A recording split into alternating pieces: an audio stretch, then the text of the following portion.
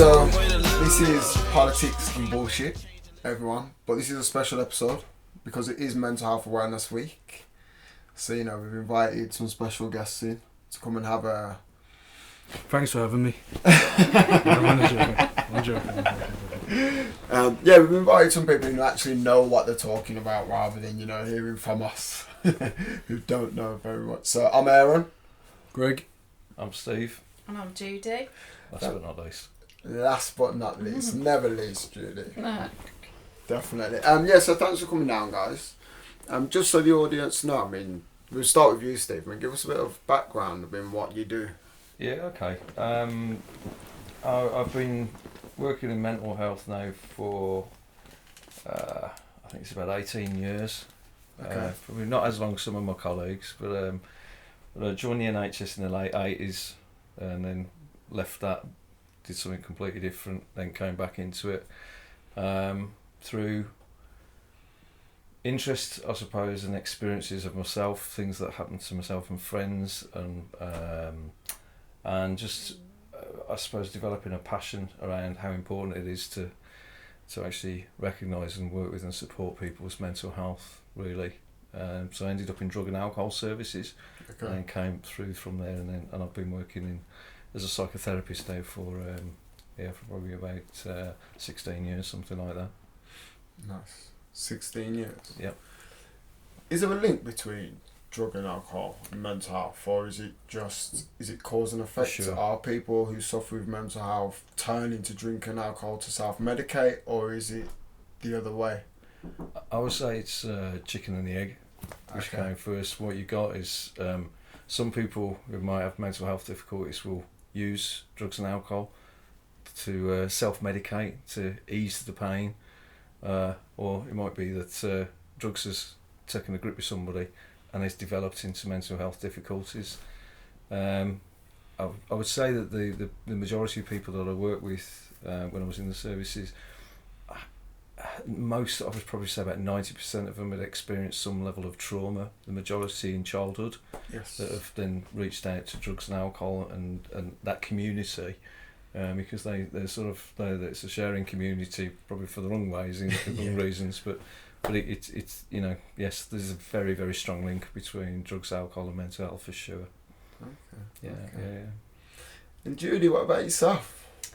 Yeah, well, as you know, Aaron, I've been nursing for More than 18 years. more than 18 years, for 34 years, and a few years ago moved over to Black Country Partnership, which is a community healthcare trust. So it's got mental health services, learning disability services and children's services, and I've taken up the role as Deputy Director of Nursing, and as part of that role I have to read some of the serious case reviews that come through and some of the serious incidents where we've seen people who have lost their lives either through suicide or through serious self-harm, other incidents. And I think in doing that, it sort of hit home that some of these incidents is what can we do more to support people. Really, these are real people, the stories, each one moves you and you think, what could we have done? Could we have got in sooner? Is there something else that we should be doing wider, working as a system, so we're not just looking at what do we do as an organisation, where are our partners, how can we reach out to the wider community where people are meeting and talking to support people in those early stages, really. And as part of that, some of the work we've done, and how I've been working with Steve, we've looked at our suicide prevention strategies. Okay. And signed up to the Zero Suicide Alliance, which is a national movement to try and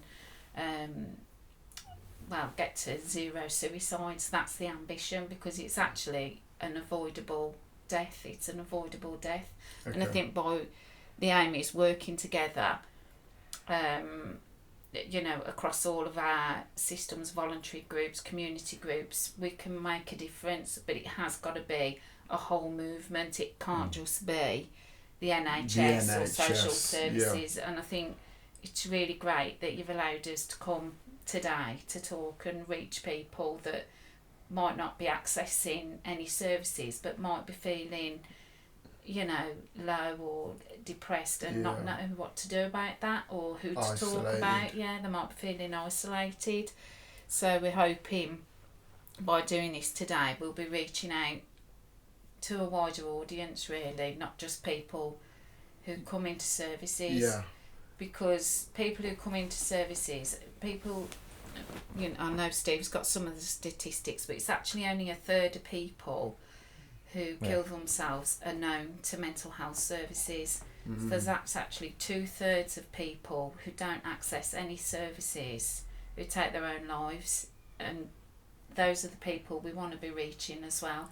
I was going to say, is it a point that when people are coming into the services that it's possibly too late? Is that a case? I mean, I would interject and say it can't be too late, because if they're coming into the services, they're still alive, aren't they? Yeah, 100%. That's not what I mean, but what I'm saying is the focus is on, I find that the focus is on, a lot of times when we talk about mental health, it's about how the NHS deal with it. So what I'm saying is there processes before you feel that, you are being detained or you're being sectioned or, you get to that point that there are things that you can do? I think it's. I think I get your point, and I think there's the bigger picture. And as Judy said, it's not just the NHS who've got to do it; it's everybody's deal, everybody's. And I know, as you were saying it, I was just thinking. I saw there was a photograph of a guy on a bridge. I can't remember which bridge it was, but he was going to take his life. Whatever dark place he got into, he was on this bridge and was going to jump. The picture itself, there is about 15 people embracing him and around him. And one person has took their belt off and tied the belt around him. And these are just people walking. Yeah. These are passers-by. These aren't mental health professionals. These are just people on the street. But they saw this guy was in trouble, and they made it their business. So I think it's everybody's business. It absolutely is. Is there evidence of a rise in suicide rates of late? Actually, men are 3 times more likely to take their own lives than women. In 2017, there was in the UK there was just over 5,800 suicides recorded, which is, as Judy says, a lot of these are avoidable. And the amount of those that didn't actually come through mainstream services, we're never involved in mental health services. So, but there's actually a decrease, which is a really good thing. So something seems to be moving in the right direction. However, it's still a very high number, of suicides that really we have got to really aim to try and get that figure way down. And with the zero suicide ambition that the government have putting money into, whichever way you look at the government and our wonderful times that we're sitting in at the moment, the fact that there's actually a suicide prevention minister now dedicated to that role, we see that there is now. Hopefully we'll start seeing a breakdown in stigma and all sorts of difficulties and challenges and obstacles that get in the way, that actually we can look at a wider level of support for people who are in trouble, who need that, if that makes sense. Yeah, definitely. I find it staggering that you just said that it's 3 times more likely. Yeah. I mean, surely in this day and age, we talk about, equality for women, we as men would assume we have it better off. Why are we taking our own lives as much? It's a really, really good question. I think certainly through some of the suicides that we see sadly come through our trust and the bigger picture, when there's a national paper that comes out that registers all this and they're monitoring this very closely. But there's a number of different things. It could be financial, it could be employment. There's this belief that men have got to be still strong and the stable force within the family or wherever or whatever it is, within their peer group, within a group of mates, they can't seem to be weak, and there's this inside sort of almost like an inner scream for some people who no one else can hear apart from the person who's feeling it, and I think, I'm not saying it's any easier for women, but I think women probably find it easier to talk about with their peer groups than men do, because we still have this sort of cultural thing with men that it's harder to talk about. It's almost more acceptable for women to talk about their emotions and their feelings with each other. If men tend to do it, it's kind of like chin up, kind of suck it up, bury it kind of thing, and obviously that leads to people suffering in silence, then, doesn't it? Absolutely, yeah. I had a discussion the other day with someone who was talking about suicide, because we sadly know someone that recently took their own life, and we were talking about the facts of women against male suicide, and they were saying to me that men are more likely to commit suicide, women are a lot more likely to self-harm. And they said that he'd been through some training, and he was saying that the fact that women self-harm is actually causes less suicides, because although it's harming themselves, it's a release. They're releasing that, whereas men, I don't know if this is true, this is just what I was told. So he's saying that men bottle it up that much. Like men, I don't know the stats on men self-harming, but you're saying it's very, very low. They will often bottle it, and then unfortunately, it gets too much and they will take their own lives. So, I mean, just to pick up on that, I think the evidence is that for women who do take their own lives, they have often self-harmed prior to that, so it can be an indicator that's of risk.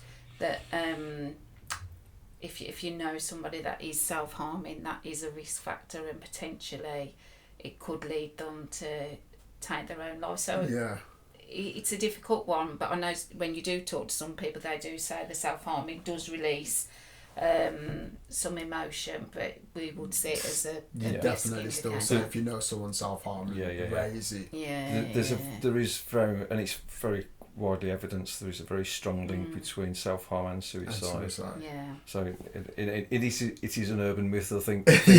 Oh no, somebody who's self-harming is that they're in control, and that well actually things are bad in your life to be doing that.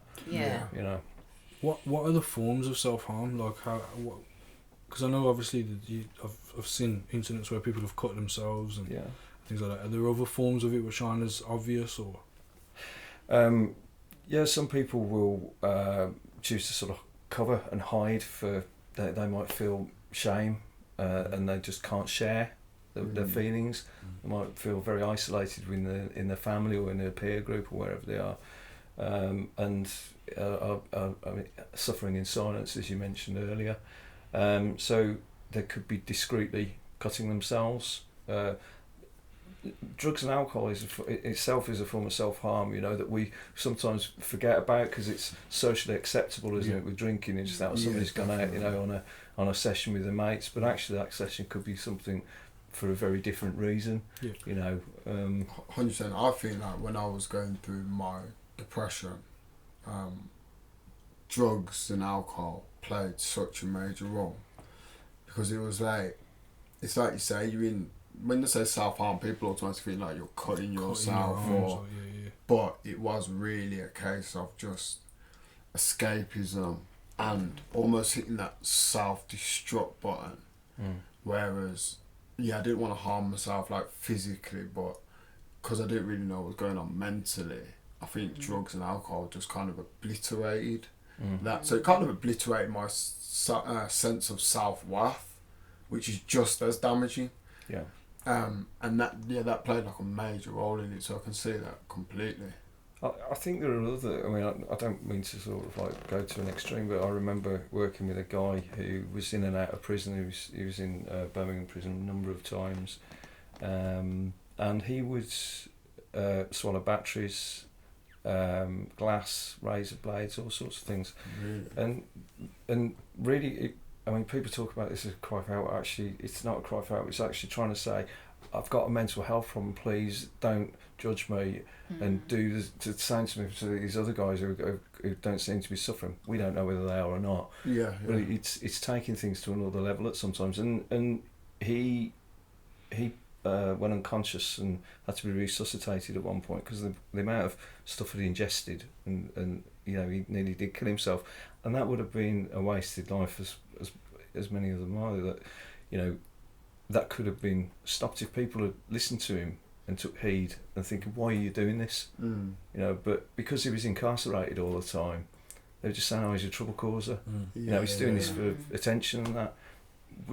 If you think what a battery does to your insides, if you're willing to swallow one or a fork or something like that, or you got to ask questions, haven't you? Yeah. Serious questions, like, are they in the right place? Were they in the right place in the first place? Exactly.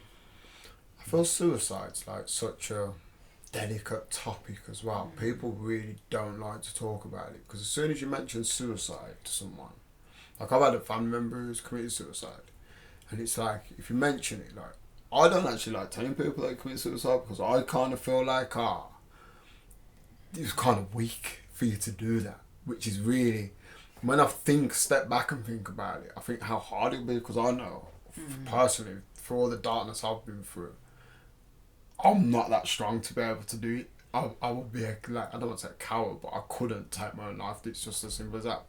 So I think it's hard for people to kind of grasp the concepts of getting in someone's head and think that you want to take your own life. So how do we, rather than the people that want to take their own life, how do we build the support around them? Like the people who are going to be the ones who ask them and, have that shoulder to lean on. I think that one of the first important things is to say it's okay not to be okay, and that's a cliche, but we're not saying it enough. Yeah. And I think it's really, really important that if you're feeling something, whether it's you speak out loud or speak to somebody, is somehow it's about how we raise the profile of that, and we've got to have more media. It's getting into a better place now, because maybe over the way that media is now, and people are talking about mental health more and talking about suicide more, maybe that's why the figures are reducing, which is absolutely what we want, but we need them to go down further. So it really is about enabling and empowering people to actually talk about it, and it's okay not to be okay, really, And I think we know there is a YouTube video of a chap called Kevin Hines. Yeah. And he was a young man who had got mental health issues, and anyway, he was wanting to take his own life, so he went to the Golden Gate Bridge, and he was walking along the bridge and he was sobbing and in a distressed state, and he said someone stopped him and said, can you take a photo of us on the bridge? Could see he was distressed, or I don't know whether they didn't recognise he was distressed, and asked him to take this photo, and then anyway he took a run and jumped off the bridge, and he survived. And he said there was only 1% of people survived jumping off the Golden Gate Bridge, but he knew as soon as he jumped he didn't want to die, and he made it his mission then to interview all the 1% who survived, and they all said the same. All said the same, yeah. And he said if somebody had just stopped him on that bridge and said, "Are you all right?" Yeah. It would have broken that zone that he was in. He said that, I think that's how he described it. It would have just put a little barrier there for him to think, "No, I don't want to do this." Yeah. And some of the suicide prevention techniques that have gone on have been a barrier to it, just to give people that split second to rethink what they're about to do. So putting on bridges, making them a bit higher to get over, can actually stop at railway stations. Reducing means. Yeah, it is reducing means, isn't it? They've put it seems quite sad that he has to come to that to prevent someone to do it. You know what I mean? I feel like something should be done well before that. Definitely, as if like you say, if somebody just stopped them and asked some family member, a friend, someone in their support network, are they okay? The thing is, I think we take for granted, like, I mean, obviously me and Judy are family, so she'll know, and you're a family, so we have a great support network. I think, like, sometimes people do take for granted having that.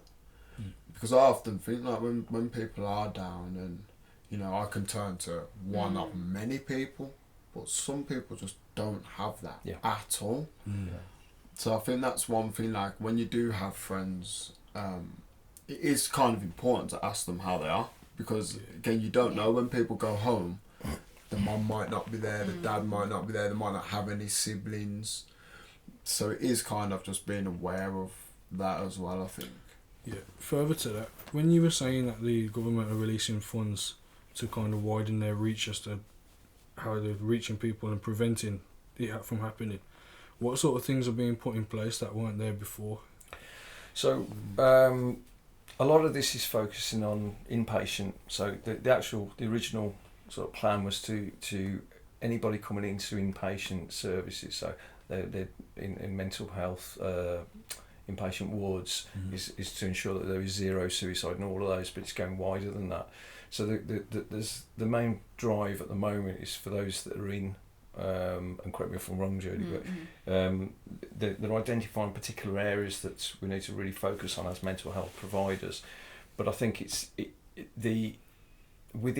a provider of mental health services, we are there's suggestions for us to have like safe from suicide groups, and it's down to us really as the providers of mental health to actually reach out to community groups and not just keep it insular into inpatients, because it's obviously as Judy pointed out, you know, there's only a very small number of people in out of the overall figure for suicides that are actually involved in mental health services. A lot of the people have never been involved in them, so I'd say, I mean, there's things like there's the Zero Suicide Ambition website, and on that website there's I think it's about 10 or 15 minute video, and it's free training and it's open for anybody, but you don't have to be a mental health professional, and I think it's raising the profile of these where there's a story on there that, for example, there's a taxi driver and a woman's got in a taxi cab, and he knows the area. He's a taxi driver, he's a local taxi driver, and the weather's pretty inclement. The woman gets in the car and he's just noticed that her clothes are not wearing the right clothes for the weather. Okay. And this is a bit, just felt a bit odd. And he says, "Where are you going, love?" And she said, "Oh, to so and so docks." Now, because he's a local fellow, he knew that was a place. It's a hot spot. So this is just a taxi driver. I say just a taxi. This is a taxi driver, and he stopped and he said, "I know that this place is a hot spot. You're not wearing clothes which are suitable. What's going on? Are you okay?" And it was those sort of messages, and it's just tuning in and just taking that few seconds out to look at somebody's situation. And like Judy says about the chap on the Golden Gate Bridge, he was distressed, tearful. Somebody comes up and says, "Will you take a photo?" Rather than take the photo, if you look at him and think, "You're distressed, are you okay?" So that's the bigger picture for me. And so the money is going in, and there's a dedication to this. But I think it's down to the providers, the trusts, and those who are involved in it to actually then be creative and understand, because we're the ones who, in the Black Country, we know our community well. We know the hot spots.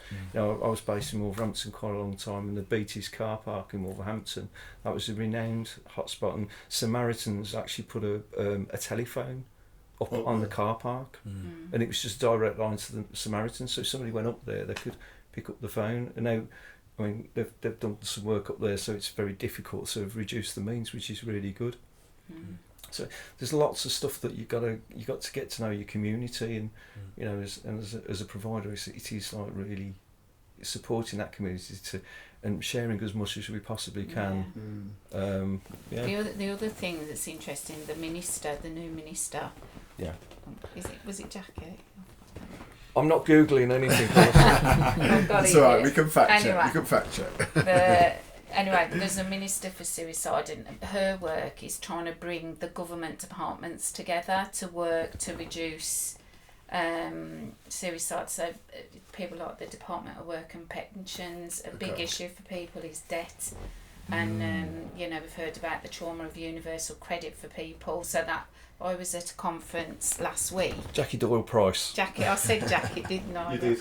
So where she spoke, and there was a gentleman in the audience, and he attempted to take his life 5 times, and he put that question to her and said, you know, it's okay you being there, but actually the biggest impact on my life is the Department of Work and Pensions. What are you doing about that? And I thought, well, fair play, putting it. And she said no. She said she recognises that, and she's working with her colleagues in the government. And although apparently they need to do more work to come together, but it's definitely on the agenda. And the other group that she's working with is the social media. Companies as well, to make them responsible for some of the information that they're putting on the social media websites. Are you seeing cyberbullying in your departments, people who are, you know, coming in due to social media? Has there been an increase in that at all?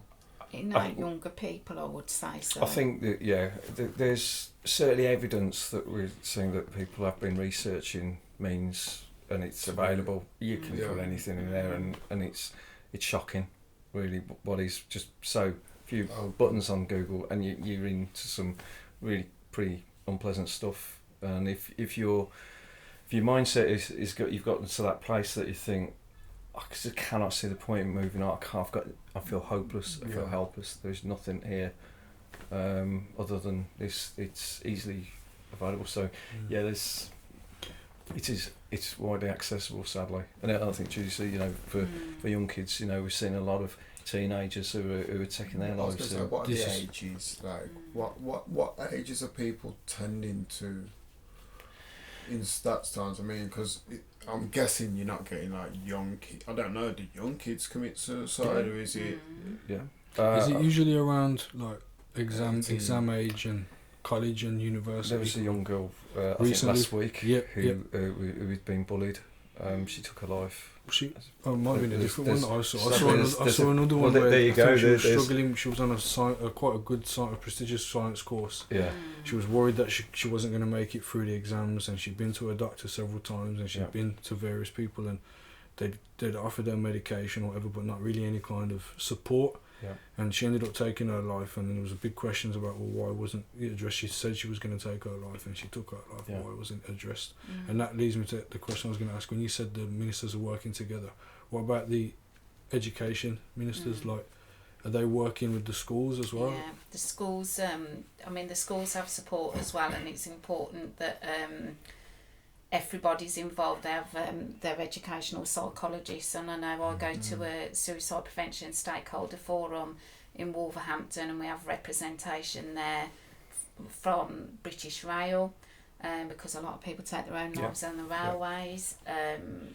The police, we have representation from the schools, so they're bringing the whole communities together, and the people, all the stakeholders together, to see how we can work together to reduce suicides, but also learning from one another. I think there's a railway station, I don't know which one, you probably remember it, and they've put messages of hope. I mean, Dudley Port, because they, as you walk up the steps, so if anybody is in that place, they can see these messages of hope, and know that someone cares. Really, people do care, and but they might not feel that at that time. And I think the guy from British Rail was telling me they've got a lot of their staff trained in suicide awareness on the railway network, so they're trained to look out for people who might be looking depressed or sad, so they can intervene and just go up and say, you all right, or do you want a cup of tea, do you want to talk, because that in itself could actually prevent somebody taking their own life. And it doesn't necessarily treat the depression or whatever might have led to it, but actually if somebody's at that point where they're in crisis at that point, and it's just saying stop and let's refocus.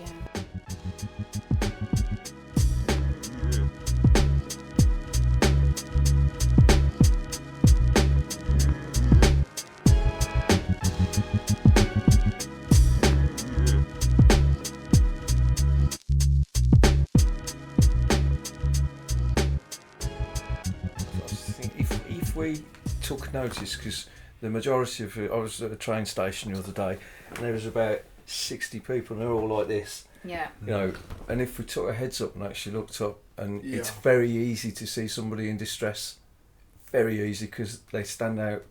More, you know, and you only have to know a few. Just simple signs, you know, that somebody might be agitated, pacing, and it doesn't hurt to just ask, "You okay, mate? You all right?" And even if you didn't feel like you were able to, I don't know, maybe you were, you know, as a female, I might see, I might think, oh, I might not want to approach. But knowing that railway staff have been trained, you could actually approach one of the members of staff within the railway, and they could support as well. Is there, do you think, because obviously you two work in the NHS, so people come through you guys, but what I'm thinking about, there's this crisis point that people get to. But if you do, so let's say the guy on the bridge, if someone did walk up to him and say, you know, are you okay? What happens after that though? This is where I think, because like I said, there's a guy who tried to commit suicide 5 times. So obviously at one point someone may have intervened on one of those times. But where were they getting lost for them to get back to that point? How is it? Wow. Do you know what I mean? That's a solid question, that is. I think that's a difficult one to answer. I think if somebody's in mental health services, you know, the teams that are working around have got to look at the historical, you know, and got to act on this and look at and think about the likelihood this person has done 1, 2, 3, 4, 5. Why have we even got to 3? Why have we got to 2? Why have we even got to 1 time that this has got so bad? So, you know, we've got to look at the history. We've got to, you know, get to know the person's situation as best as we can. One of the difficulties, though, I suppose, as a trust, as a provider for mental health services, we often only know about a small window into somebody's life. And I've got to say, we're very privileged to have that window. So sometimes it's very difficult to know what other things are going on. And I remember I was working with a chap, sadly he took his life, and I ended up in coroner's court, and we were given information from the coroner that I had absolutely no knowledge about whatsoever. Really? And I thought, God, if we'd have known about that, we could have maybe made a change. You know, but somebody had done malicious stuff on social media. That's all I'll say about it. But it had a massive impact on him. And if you compound that with all... So if you've got... There's these little things that we just often don't know about that could be the trigger points. That somebody's struggling with mental health, they're struggling with depression or anxiety, and there are other factors that are coming in and just building up. And when you're in depression, it's very difficult to shake stuff off and to get rid of stuff, isn't it? You know, I've been there myself, and it's incredibly hard. And you become isolated. You sort of blink it in, and some other things that can be happening that you're just not that aware of because you're in that place. But it builds and builds and builds, and actually, to the point you think, I can't carry on. And it's how do we stop that building? How do we, you know, engage and reach out to people? And you know, as a trust, we do our best where we can. But I think it's as I said earlier, it's the bigger picture, and it's raising that profile and making sure that the community are actually feel comfortable to be able to say, you know, what's going on here? Are you okay? And I think as well, it's supporting people. If you know, to understand that if you're likely to get into that place, that you've got some... We're looking at these safety plans, aren't we, where people are identifying, so if I get low, where can I get my support from? What do I need to do at that point? And so you're sort of equipping people, giving them the coping skills and the strategies to, if they get to that place again, that they know what to do, whether it's to call call somebody. It might be call the Samaritans. It might be call a family member, and key workers and things like that, like people that work in the community amongst people that can kind of see. I've had some experience where I've been introduced to mental health services through early intervention service, which was good because it could have been a lot worse before I went there, and they designated a couple of workers to me, like that would, you know, say, oh, this football's on, this group is on, you can go to this, you can go to that. Or sometimes I'd just be in my bed and he would come around my house, one of the lads, and just be like, you know, you're going to get up today or something. And he was just one of the lads, really. Yeah. He would come around my house and he'd be like, there's no fight left in the dog, is there? Yeah. And that would just make me jump out of bed, like, what are you on about? Like, and he played a massive role in my recovering that instance, recovering then, and my thought patterns and things like that. Yeah. But I noticed that those kind of services got cut at the time. This was some years ago now. Yeah. And it's almost like there isn't as much importance placed on these people as there is on maybe a doctor and a nurse and something in the hospital setting. Whereas these people are probably, to me, were the most important parts of my recovery, because they were there, they were, you know, they were seeing you in your bed and not getting out of your bed, and they were knocking on your door and motivating you and taking you in the car, playing some music that you like, and you think, oh, this person actually like cares and relates to what I'm going through. Do you know what I mean? And I think that there's something in that, in, as you were saying, the community. Community. Absolutely. I think in West Bromwich there's we cover the West Bromwich area, and we have been rolling out mental health first aid training. Yeah, I've done that. Actually, yeah. And it's really important that goes out to areas like barbershops, for example. Yep. You know, 100%. It's training the guys in the barbershops, because they're seeing the guys coming in who are, you know, coming in maybe once a week having their hair done. Yep. They get to know them, and they'll know if they're down. But if they've got that training, they, you know, and that awareness, and they're savvy to it, and they could go, hey, what's up with you? Or if they don't come in, they're going, he hasn't been for a trim for a few weeks. He's not here. Yeah. Does anybody know? And there might be a small sort of group of mates who are coming in and say, your mate hasn't been in, and it's that. Yeah. Even if barbers are encouraged to have like, not a set of questions, but just to know certain questions to ask someone when they're in the chair. Yeah. How are you feeling? What's been going on? Absolutely. And just the responses that they get from that could identify that, and they could, I don't know who they would notify, but they could even say something. Sometimes just asking certain questions can make someone feel a lot better, because asking the right question can make someone think, like, this person genuinely cares how I feel, or this person, and that could be that person stood on the bridge stopping you from jumping, isn't it? Absolutely, yeah. So. You mentioned earlier about, is it zero? You want to get to 0 suicides. Has it been done? Is there anywhere that has no suicides? I mean, is this like a fast? Are we going for president, or? It's an ambition. Is the and I'll be honest with you, when I first heard about 0 suicide, and I think it was Nick Clegg talks about it in the when the Alliance Coalition, sorry, that's it. Yeah. If it was that. Shows how much. I don't pay attention to the politics that much. I just want to be on the front page.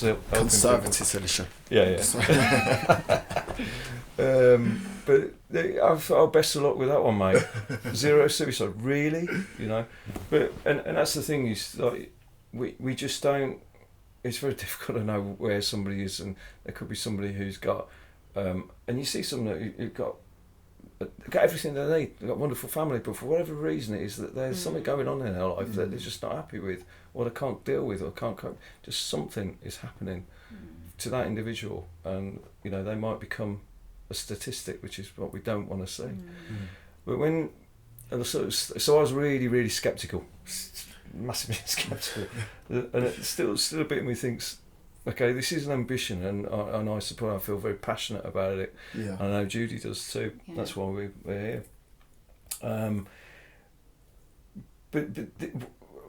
Sorry, I'm losing my words. So when you're in a position to provide support and information to people, it is down to us to actually, as I say, raise that profile and get out to as many people as you possibly can, because we can't rely on a suicide prevention minister, to go out and do that. There's an expectation. So NHS England are driving this, and we're part of that drive. So it's going out to all areas.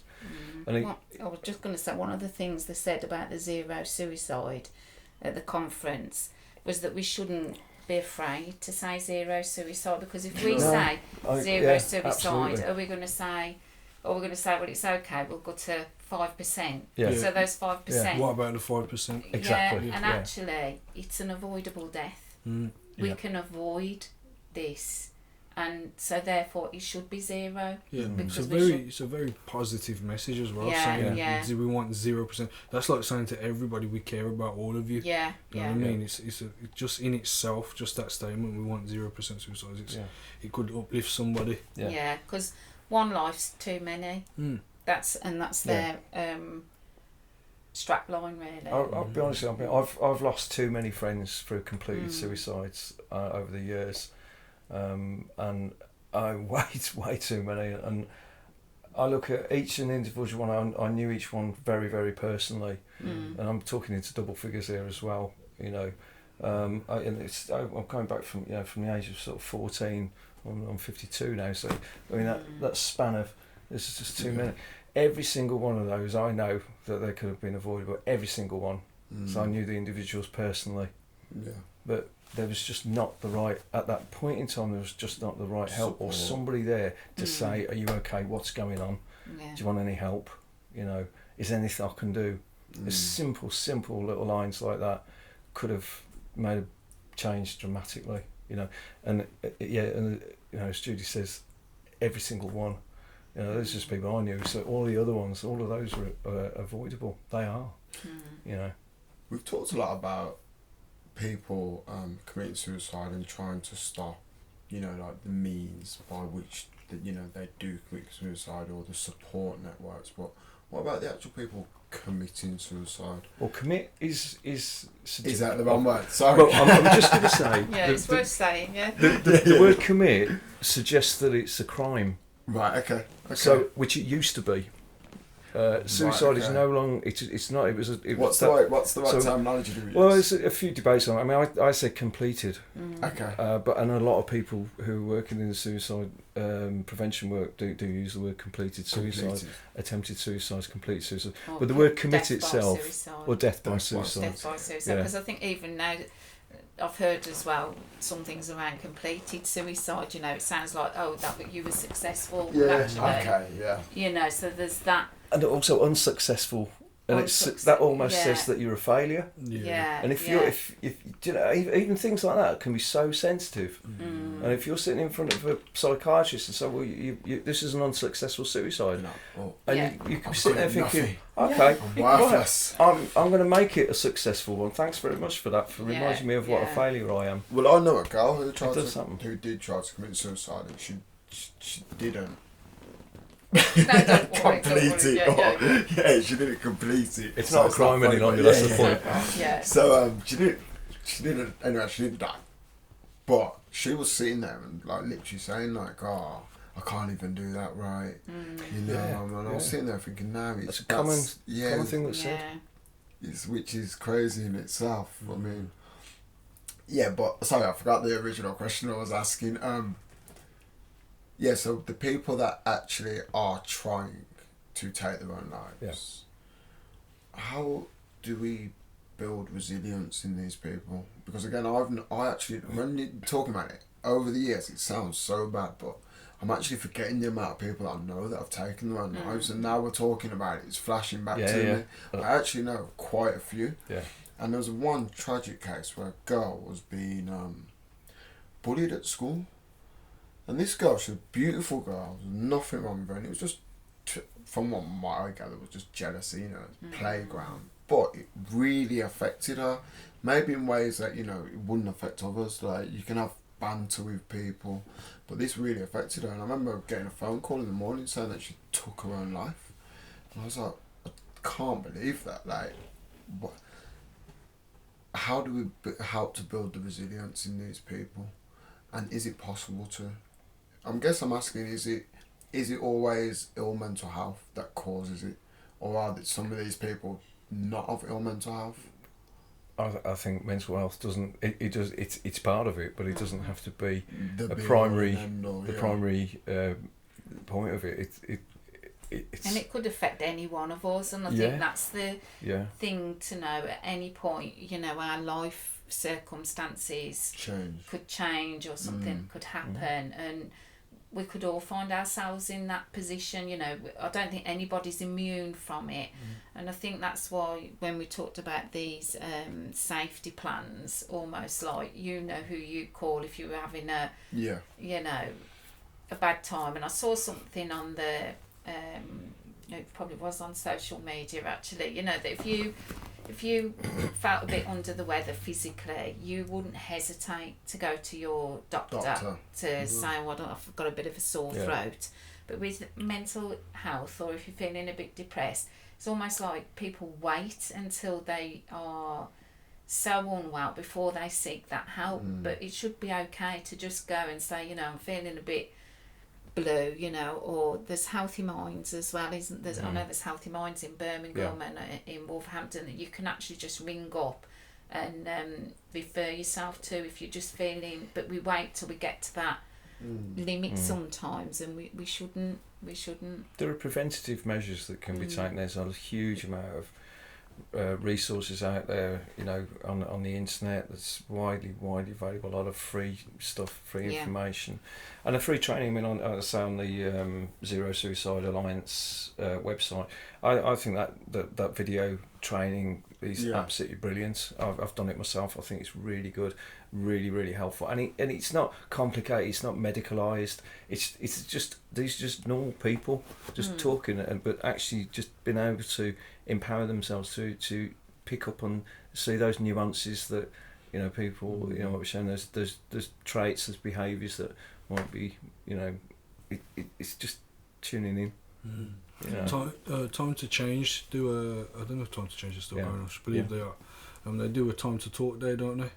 Yeah. And I remember in 2014 or 2015 they did an advert on TV where they just had like groups of friends amongst each other, and like one friend was kind of showing sort of signs of being a bit blue or a bit down or a bit off, and one of the friends was just kind of like, how are you?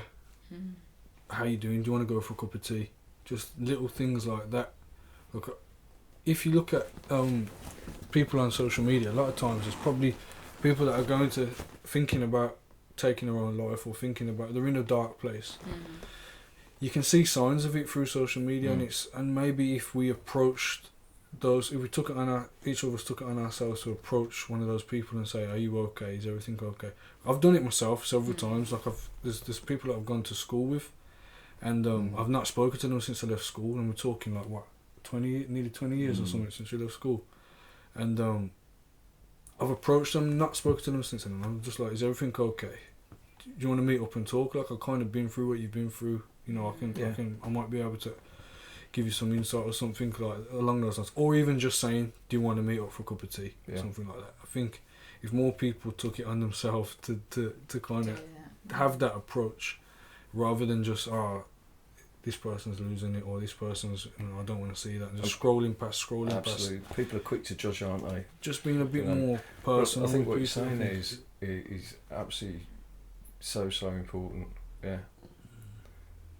I was going to say something and it's just gone out. Don't worry. I was going to say, this isn't like, I know this is just basic general, so it's not really something that there is an answer for, but how do we stop, because we're talking about men in specifics, because I think that's the crisis. Well, we're not talking about men in specific, but that is crisis point at the moment.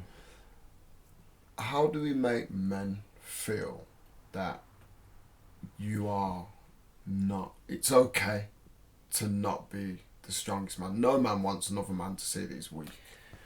So regardless of whether it's a friend or not, whether it's your mother or not. I mean, I come from a very supportive family where women probably rule the roost in my household. In fact, they do. I'd say that. Yeah. But me still as a man, knowing it's okay to talk, knowing it's okay to not be okay, I still don't want my friend to think I'm weak. How do we get rid of that toxic masculinity in society?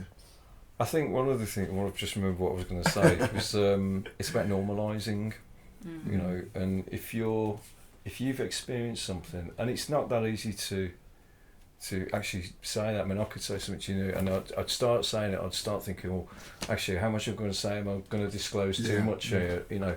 And then, although I probably feel comfortable saying it, I still feel a little bit of anxiety about, actually, you know, what's going to happen if I do say this. But it won't hurt if you do say something. So if you're picking up on, you've got a mate who's looking a bit down, feeling a bit blue, you can see that.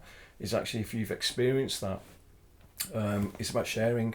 And I think there is a big part of that around sharing. And you're right, it's not going to break the back of it around the sort of masculinity, that, you know, this macho sort of, you know, boots and belt and braces and all that sort of, you know, an army sort of mentality. It was like, you got to, you know, sort yourself out, sort of thing. But I think there is something about normalising and just sharing and having that conversation in confidence. It's only I ain't ever going to say anything to anyone. It's just I can see that you're struggling, and I've been there. I don't know whether this is going to help, but you know, and just those few words can make a big difference. It can, but what I found with this chap in particular, he didn't really respond to me after that. He was talking to me, but once I kind of reached out to him, he didn't respond. Shut off. Yeah. He shut off, and I think it's because of that masculinity thing. It's like, oh, hold on, this. He might be trying to think I'm trying to lord myself over him and kind of say I'm here to help you and stuff. It wasn't that at all. But you may feel the weaker of you and your friend if you kind of say, well, I need some help, I need some support. Normally, it's about, from my personal experience, it's about, you know, everything's all good. Yeah, I'm good. You kind of almost competing in society with people, aren't you? And and I think we have to get away from that a little bit and kind of say we're here for each other, get that sense of community back. The other thing I was going to say was, when I read an excerpt of a book by Brené Brown. I don't know if you've heard of Brené Brown, American writer, and she talks about vulnerability and how vulnerability is true strength. Is one of the biggest measures of allowing yourself to be vulnerable is one of the biggest measures of courage. Whereas I think that as men, a lot of times we might get that confused and think if we appear vulnerable, we're weak. But by allowing yourself to be vulnerable and showing your vulnerabilities, you're showing other people that, like, yes, I might be weak, but I know that I'm strong enough that I'm just having a weak time, or I'm just in a low place or something like that. And there's definitely courage in it, and I think that's a message that needs to be driven home, is that, you know, sometimes knowing you're weak is when you're really being strong.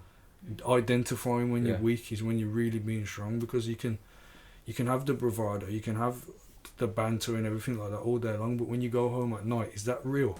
Is that really what's going on? And I think if your friends are real, and you've got real friends around you, and they're willing to listen and talk to you, that's where we need to get to. And it's trying to change that mindset, isn't it? I totally agree with you. And you're just making me think. I did some work with veterans, and we predominantly who suffering with PTSD. But there was a particular, I don't know what it's called, I'm not armed forces myself, but there was a type of manoeuvre where you actually you're put in a vulnerable position, but you've got your people behind you who are covering, and you're put in this vulnerable position to draw people out in combat. Yes. And that's a show of strength. Solidarity. But were you there, but you're in a vulnerable position. So it can never be seen as fear. I'm sure they were pretty scared at the time, but they've also got the knowing that they've got some sort of backing there behind them.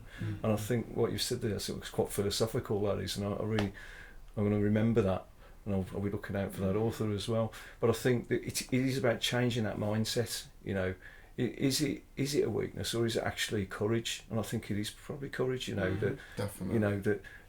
If you're willing to put yourself out there, even if it's for a short period of time, and just think, actually, I'm feeling this, and how we then, that's the golden question, is how do we change that as a society to enable that to happen? and to try and break down these walls and barriers of that and this machismo sort of that exists. You know, I think we're moving in the right direction. I think we've got a long way to go. Yeah. Have you been in touch with any kind of media outlets or anything like that as to the work you're doing, and what kind of cooperation have you had from them, if any? I don't know that we have specifically in not our organisation. I mean, I think nationally with the Suicide Alliance, you know, the national movement that's going on. I mean, they're very clear that they there was press at the conference last week to get the message out. I don't know whether people saw it or not. It was probably only a small point, but it was just to highlight the fact that this is everybody's business. It's not just about the health service, but as you say, there's probably not enough about it. I know we've had the Royals recently. They've been supporting the Time to Talk and the mental health awareness, and I noticed even this week, like on the news this morning, they were outside number 10 and they've got the green lights up to highlight, I mean, it wasn't specifically around suicide, but it was, you know, to highlight Mental Health Awareness Week. So I think there's definitely a big push for it. I mean, we've got a number of events going on in our organisation to raise awareness, and we're getting that out through our comms, you know, because it's important that we destigmatise it and people feel comfortable to talk about it. And I think people are getting there, you know, with mental health, but I still think there's that stigma when it comes to talking about suicide. People don't want to talk about it or feel that way, and you know, it can start, you know, we do some awareness training, don't we, and it can start with just those fleeting thoughts of thinking, oh, it wouldn't really matter if I was here or not, you know, and that can be the start of somebody going down that road. And it's important that at that point somebody has somebody to talk to, and that hope's being brought back into their life, and they know where they can go for that chat. And the more people that know, like we were saying, like the barbershops and the railway staff, and you know, everybody, if everybody becomes aware of how to talk to somebody and not afraid to say, are you okay, and listen to the response. I mean, I'm sure we've all had that. Someone said, are you okay?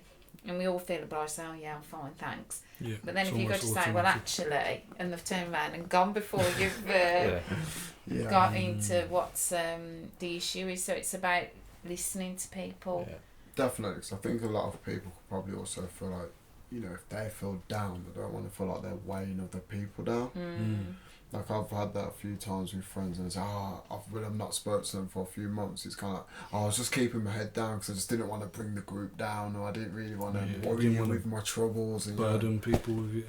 And I felt like that personally. I felt in a dark place, and I thought like I've approached people and I've spoken to people, and I've seen it bring them down a little bit, and I thought, I don't want you to feel like I feel, so I'm just going to go and isolate myself and just deal with it myself, and then you spiral and you get worse, and the isolation doesn't help. And it's I guess when you know you've got people around you that have got your best interests at heart, and that you can share the load with, because that's what it's about, isn't it? Sharing the load. I think once you start doing that, you're on the right track.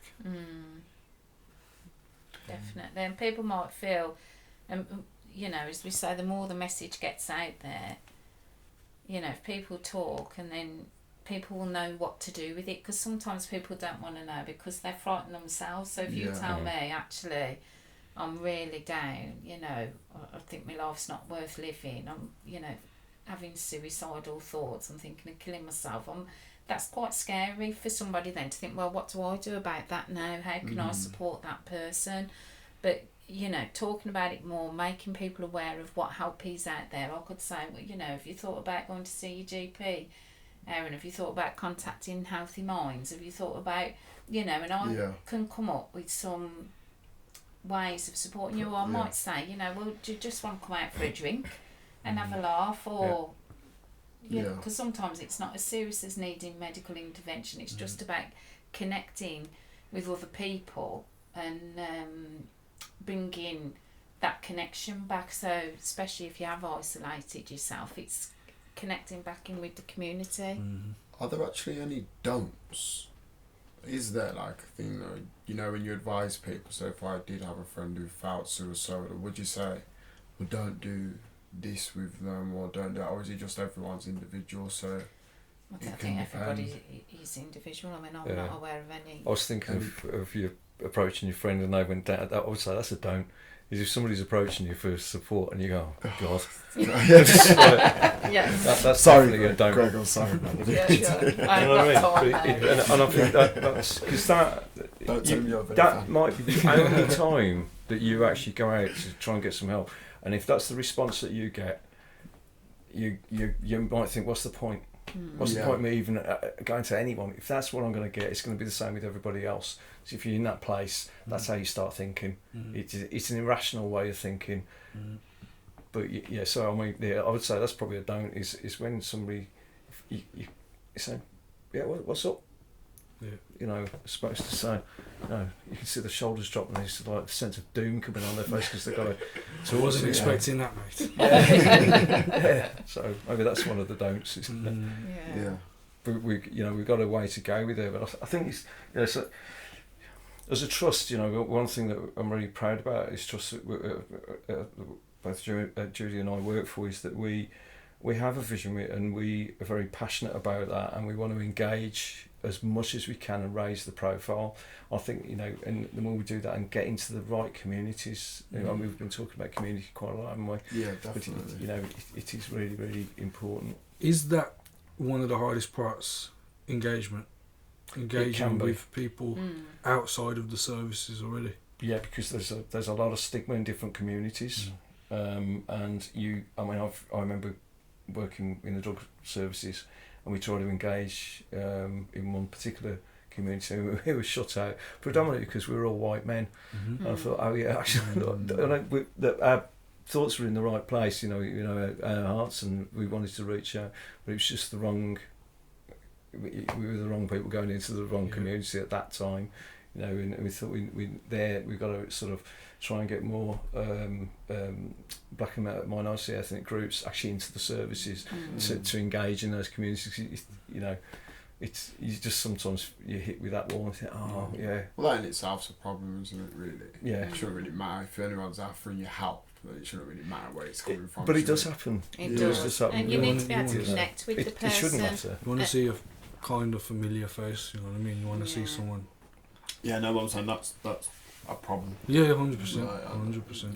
But when you were low and the worker came out to you and it was a young man, whereas if I'd come out and said, "Oh, Greg, let me take you for a cup of tea down the library," I mean, it might have worked, but you probably related better to somebody. It would all depend on the individual and whether I felt that they genuinely cared. And it's it's that sincerity and having the right people in that job and that role that makes the difference. Now, the two people that I worked with, one of them was a young white woman. Although when I got in her car and she was taking me for a coffee, she put on like Sean Paul and was telling me, "This is my favourite song. It's my favourite song." And she's dancing to these reggae songs and I'm sat in the car like, really? But then after about 5 minutes, I'm dancing along to it as well. So it's like, there was that relatability there. We had that connection, and as well, I always sensed that she knew what I was going through. She felt it, and I've not said her name. So towards the end of me working with her, she was leaving the services, and she told me, "I'm having some issues myself. I'm suffering at the moment, so if I want to leave this job, and I'm going to go and become a baker." And I was like, that sounds like something that I would say. And I always knew that she had an insight into what I was going through. I could feel it. She never said nothing because she was professional. But I could always feel it.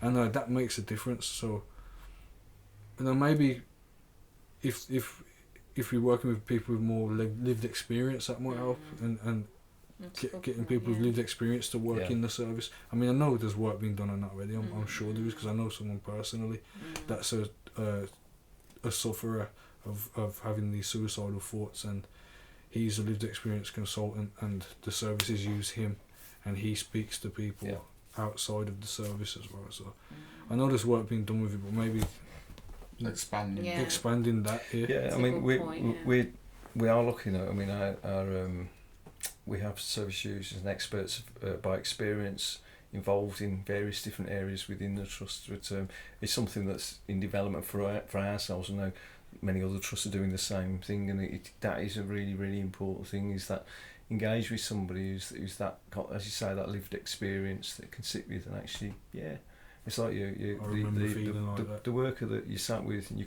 get that sense that you know there was something else there, but you could relate.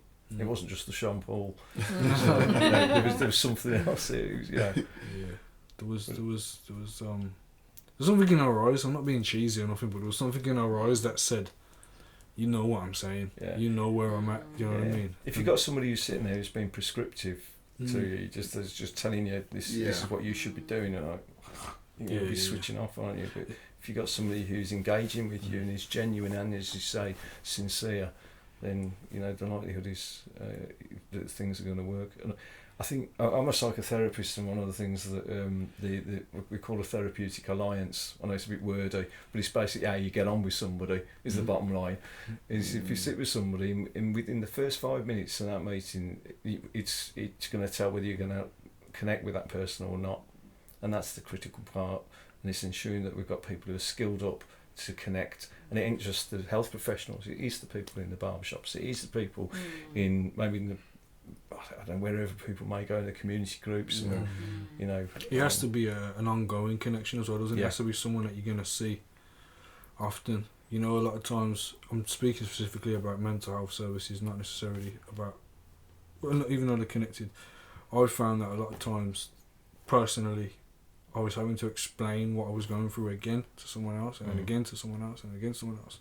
I didn't have, apart from these key workers that I remember seeing all the time, I didn't have like a continuity of care from professionals. It was always like, so what's been going on? And I'm thinking, well, yesterday I just explained all this. Like, why am I explaining it again? And that's someone who's probably not corpus mentis at the time. I remember thinking, why am I having to explain this again? You know what I mean? So having someone that can be allocated to people, but you could go around and round because they all feed into each other, don't they? Like all the different services and all the different the Department of Work and Pensions, the curriculum, all these things, social media.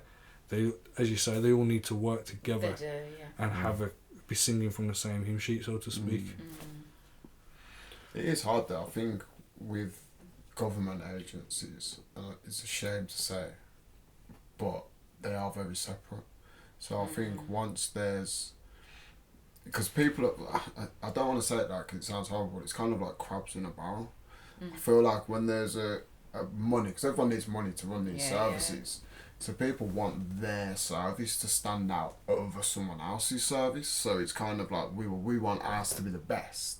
So rather than us give you a heads up and tell you X, Y, Z, which may help you, we're just gonna like do what we can do, and then we'll deal with the rest later. So I think the government definitely, well not the government, but everyone needs to come together and stop that. Is there any numbers or contacts that you guys have available for people? And if you want to just read them out, so just people can know that they can get in touch with people. Well, I mean, in Birmingham, there's if you go on the Birmingham and Solihull mental health website, that's got a raft of different contact numbers. The Samaritans is 116123. That can be found, and that's the national helpline. There are again, if you go on the Samaritans website, there's local branches. You can go, you can see it will come up as Birmingham. The Zero Suicide Alliance website, I think, is really good because it's actually got a training video on it for people, and I would recommend that to everybody. I don't care who you are, everybody who it's unfortunately it's not in other languages, but it is English is the first language on there. But it's excellent, and it's really simple. And it's not, it only take 10 or 15 minutes out of your life could save a number of other people's lives if ever you're in that position, you know. Why is that only in English? That's a really good question. Like, come on. How hard is it to get people that speak different languages to make a series of videos? How hard is it? I think that's something we need to take a stand against to make sure that you know it is available. Sorry, no, you're absolutely right. You know, I know that we've in Wolverhampton we've got Wolverhampton Healthy Minds. Mm-hmm. I mean that website's open to anyone. There is a self-referral, but you link on there, but you have to be. But it's not for people in crisis. It's people who are sort of starting to experience depression and anxiety. But there's so if you Google Wolverhampton Healthy Minds, there's loads and loads of self-help guides and resources on there to help. You know, and tried and tested. You know, there's a website called Go Get Help or Get Self Help, and there's a lot of information on there around sort of. Support about if you've experienced suicidal thoughts and how you can sort of try and work through those, and you know I mean these should be able to enable people to sort of try and pull back from actually getting to that point really. So there's a huge amount of resources out there. I know there's Mind website, you mentioned Mind earlier. I know Birmingham particularly, they do have drop-in sessions if you go onto the Birmingham and Solihull website, so you could actually, I think... what is that, the Birmingham Solihull NHS website? Yeah, Birmingham and Solihull NHS Mental Health Trust website, and they have their Healthy Minds do some drop-in services, so you could just turn up on specific dates, and the details are there, which clinics are nearest to you, so you could just... I think the important thing is for people to get help. Yeah, definitely. Is to get help and don't be afraid to ask. And if you are at that point of crisis, the Samaritans is really good. It is probably the best place to go if you're at that point of crisis. There is no need for anybody to suffer in silence. No need at all. No matter who you are, where you are. And if you think all the challenges that we've got as a country at the moment, you know, we talk about Brexit and, you know, all the other issues, the government was so committed to this, they did actually put in place a minister for suicide prevention, and that is how much that, you know, the country and the government is committed to reaching this ambition, and that's because people who have you know suffered from suicide, either losing somebody. It's massive that the fact that they've done that, actually. Love them or hate them. Lobbied for it. Yeah, it's an incredible achievement to get that post in place. Yeah, definitely. You know, so. Okay then, guys. Well, I want to thank you for coming in. You're welcome. No, it's been great meeting you. I think the take-home message, everyone, is, you know, it is good to talk, and you don't have to go through the services. We are a community. Yeah. So if you've got one person, or if you don't feel you've got someone, there's no courage without fear. So take a chance, speak to someone. You can help. And I would say, if you're thinking about doing it, don't do it. You got so much to live for, man. Like there's people around you that can help, and there's people around you that can support you. So, you know, try and stay positive, and you'll be alright. Yeah, and that's Politics and Bullshit. Thanks, guys. Thank you. Right.